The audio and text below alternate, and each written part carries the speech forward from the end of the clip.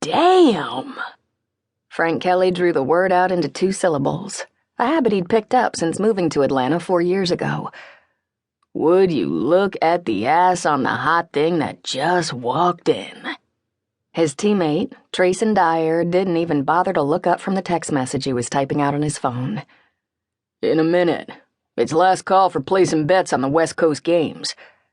No, you really need to check this woman out. As it was taking all the strength Frank could muster not to drool at the set of curves that had just walked into the club. He'd always been an ass man, but she took Bootylicious to a whole new level. The way her dress hugged her body made him long to touch the tempting flesh covered by the thin material. She stood near the entrance, craning her neck to peer above the dancers as though she was trying to find someone. Frank rose from his table in the VIP section and patted his friend on the chest. On second thought, you stay right there and keep betting on basketball games. I want her all to myself. Have fun, Romeo, Trey replied, his gaze never leaving his phone. Frank used the excuse of smoothing out his shirt to wipe the sweat from his palms. On the field, he was the epitome of confidence. Nothing got to him. Not loud crowds, extreme weather, or the reputation of the future Hall of Fame quarterback hunched across the line from him. He just zeroed in on his target and went after it. Women, on the other hand, were an entirely different matter. His teammates may have called him Romeo, but they never knew how tied up in knots his stomach became when he approached a woman for the first time. He hid it well behind a cocky attitude and cheeky grin, but there was still a part of him that remained a gawky teenager with fiery red hair and braces, working up the courage to ask a girl to dance. He swallowed back his fear and slipped his trademark grin in place as he approached the woman. Looking for me? Dark curls framed an angelic face and honey-colored eyes, all surrounded by flawless skin the color of coffee and cream.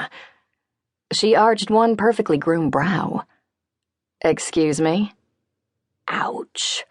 Her reply was almost the equivalent of a slap in the face, so he decided to change tactics. Assistance replaced arrogance, and he lowered the wattage on his charm. You just seem to be looking for someone, and I thought I'd be able to help. The corner of her mouth rose into a wry smile, drawing his attention to the dark ruby color of her full lips. She was even more tempting up close. I know you from somewhere, she said after staring at him for what felt like an eternity. You're Frank Kelly, aren't you?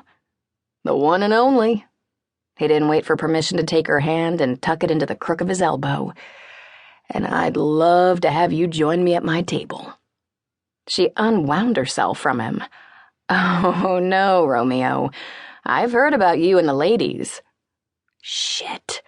Warning bells went off when she used his teammate's nickname for him. But he continued to grin at her like she was playing right along with his plan. Are you gonna believe the rumors? Or are you tempted to find out if they're true?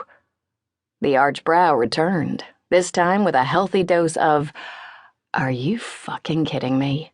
Attitude.